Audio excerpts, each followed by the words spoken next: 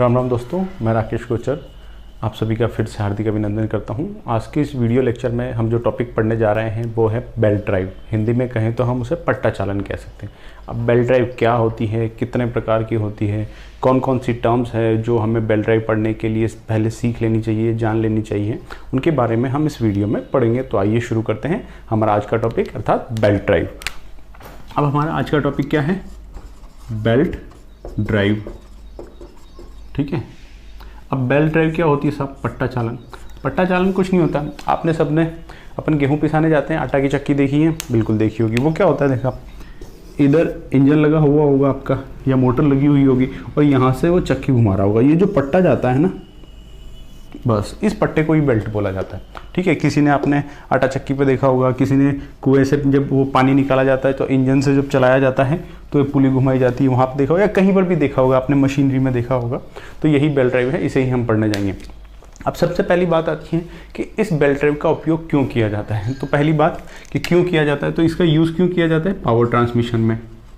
Power transmission अर्थात शक्ति पारेषण में। जब एक शाफ्ट से दूसरी शाफ्ट पर हमको पावर पहुंचानी हो, पावर ट्रांसमिट करनी हो, तो हम इस बेल्ट ड्राइव का उपयोग करते हैं। सब इसका बेल्ट ड्राइव का उपयोग क्यों करते हैं? हमने तो देखा था या पढ़ा था कि इसमें तो गियर काम में आते हैं। तो देखो कारण क्या है कि सपोज आपके पास एक शाफ्ट यहाँ पर है, यह है मेरी शाफ्ट 1 और आपको पावर लेके जानी है। यहाँ पर एक दूसरी शाफ्ट है जिसका नाम है शाफ्ट 2।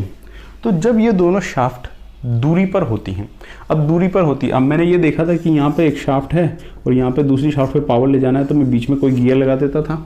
ठीक है। तो मेरी क्या हो जाती थी, इससे ये इसको घुमाता था और फिर ये क्या करता था, ये ऐसे घूमेगा तो ये इसको घुमाता था, मतलब पावर पहुँच गई। ये वाला था गियर सिस्टम। लेकिन अगर मैं इस कंडीशन में जब दूरी अधिक हो, अगर मैं गियर लगाऊंगा तो एक गियर, दूसरा गियर, तीसरा गियर, चौथा गियर, तो इसमें मेरे पास दो केस हो सकते हैं। गियर लगाने के केस में, गियर लगाने के केस में क्या केस हो सकते हैं? सपोज ये मेरी नंबर 1 शाफ्ट है, या तो मैं छोटे छोटे गियर लगाऊं तो मेरे गियर बहुत ज़्यादा हो जाएंगे, बहुत ज़्यादा हो जाएंगे। तो ये सब मेटल के होते हैं, तो मेरे पास एक तो क्या हो जाएगा, मेरा जो भी मशीनरी का होगा उसका वेट बढ़ जाएगा, पहली बात। ठीक है। और अनावश्यक ये मेरा खर्चा भी तो हो रहा है भाई, इनकी मैन्युफैक्चरिंग, वेट बढ़ जाएगा तो कॉस्ट भी बढ़ जाएगी, कॉस्ट भी बढ़ जाएगी। अब जब ये 2 शाफ्ट चलानी है मुझे, लेकिन ये तो अनावश्यक रूप से चलाने पड़ रहे हैं, मजबूरी है मेरी। मेरा मकसद इनको चलाना नहीं, मेरा मकसद तो नंबर 1 से नंबर 2 को चलाना है। तो ये सब चल रहे हैं, तो इनका जो मेंटेनेंस है वो भी बढ़ गया, लुब्रिकेशन वगैरह सबका करना पड़ेगा। कहाँ 2 का करना पड़ता, कहाँ सबका करना पड़ेगा। तो पहली बात तो ये कि इस केस में ये नहीं कर सकते। अब दूसरी बात ये कि साहब हम सर ऐसा करें ना कि इन सब का मेंटेनेंस नहीं करना पड़े, हम कोई 2 गियर लगा दें। एक गियर तो इससे टच हो रहा होगा और एक गियर इससे टच हो रहा होगा, 2 गियर लगा दिए। अब अगर कोई एक बच्चा समझदार बोलेगा सर 2 भी क्यों लगाएं, अपन एक ही गियर लगा देते हैं ना। लगा दो एक ही गियर। अब एक गियर अगर आप लगाते हो तो अब आप इस गियर की साइज़ देखो। ज़रूरी थोड़ी ना है हमारे पास इतना स्पेस अवेलेबल हो भाई। ये एक शाफ्ट एक इसको तो घुमा देगी और ये जब घूमेगा ये इसको भी घुमा देगा, लेकिन इसका साइज़ देखो। क्या मशीनरी में ज़रूरी है कि इतना साइज़ उपलब्ध हो? साइज़ छोड़ो, इस गियर का साइज़ के साथ आप आकलन लगा सकते हो कि इसकी कॉस्टिंग कितनी ज़्यादा आएगी। इसका साइज़ बड़ा है तो ये महंगा भी आएगा, तो वज़न भी ज़्यादा रहेगा। तो जो पहले की समस्याएं थी वो समस्याएं तो यहाँ पर भी है। सिर्फ एक समस्या कम हुई कि भाई पहले 10 छोटे छोटे गियर का लुब्रिकेशन करना पड़ रहा था, अब एक का करना पड़ेगा, लेकिन समस्या तो है। तो उस समस्या से निजात पाने के लिए जो नया मार्ग खोजा गया वो था बेल्ट ड्राइव। बेल्ट ड्राइव क्या था कि साहब आप क्या करो, एक शाफ्ट और दूसरे शाफ्ट के बीच में ना पट्टा लगा दो। अब पट्टे के कारण क्या होगा, ये पहला वाला जो मेरे ड्राइव होगी या शाफ्ट होगी उस पट्टे को घुमाएगी और ये पट्टा जाके क्या करेगा, मेरी दूसरे नंबर की जो शाफ्ट है उसे घुमा देगा। तो मेरा काम हो गया। अब पट्टे लगाने के कारण पट्टे में ज़्यादा वेट भी नहीं है, पट्टे की कॉस्टिंग ज़्यादा होती भी नहीं है, पट्टे का मेंटेनेंस की इतनी ज़्यादा रख रखाव की ज़रूरत नहीं पड़ती। कभी टूट गया, ख़राब हो गया, रिप्लेस कर दो, ईजी है, कॉस्टिंग भी इतनी महंगी नहीं है। तो वहाँ पर बेल्ट ड्राइव पिक्चर में आई।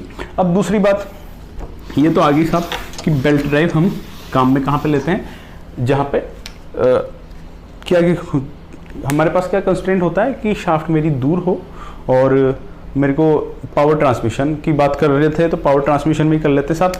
पावर ट्रांसमिशन में कौन सी पावर ट्रांसमिशन में बेल्ट ड्राइव काम में आता है? तो आमतौर पर मेरे पास टाइप ऑफ बेल्ट ड्राइव में मैं जाता हूँ, टाइप ऑफ बेल्ट। अब मैं बेल्ट पे आ गया। अब देखो बेल्ट में मेरे पास आमतौर पे आपको जो ये पट्टा था ना, जो मैंने दोनों घिल्लियों पे लपेटा था, ये आमतौर पे मुझे 3 प्रकार का देखने को मिलता है। एक तो मुझे मिलता है आयताकार, रेक्टेंगुलर, जिसको रेक्टेंगुलर बेल्ट बोल सकते हो आप, बेल्ट, ठीक है। दूसरा मुझे मिलता है वी बेल्ट, ये होता है चतुर्भुजाकार, ठीक है। और एक होता है मेरे पास रोप, या जिसको हम रस्सा भी बोलते हैं, रस्सा, रस्सी, कुछ भी। अब जो आयताकार बेल्ट होगी उसका अगर मैं क्रॉस सेक्शन, अगर देखो ये मेरी बेल्ट लिपट रही है, ठीक है, ये बेल्ट लिपट रही है, अगर मैं इसको काटूं और इसको साइड में से देखूं, उसका जो क्रॉस सेक्शन आएगा, तो इस केस में तो आता है इसका क्रॉस सेक्शन पट्टे का आयताकार, ठीक है।